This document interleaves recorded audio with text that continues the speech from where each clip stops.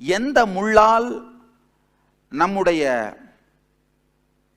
இதயத்தை நாமே குத்தி கொண்டிருக்கிறோம் அப்படிங்கிறத மட்டும் கண்டுபிடிச்சோம்னா போதும். அந்த முள்ள தூக்கி போடுறது பெரிய வேலை இல்லை. எந்த நெருப்பு நம்மை சுட்டு கொண்டிருக்கிறது மட்டும் கண்டுபிடிச்சோம்னா போதும். அதுக்கு மேலே அதை எடுத்துடலாம். அது எடுக்கிறது ஒன்றும் பெரிய வேலை இல்லை. அந்த நெருப்பு கிட்ட நம்ம விலகிறது ஒன்றும் பெரிய வேலை இல்லை. தெரிந்து கொள்வது அதுதான் முதல் படி.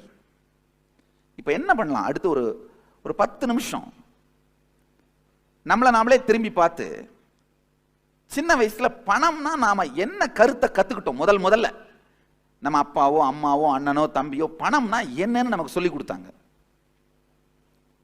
அது ரொம்ப முக்கியம். நல்லா புரிஞ்சுக்கோங்க.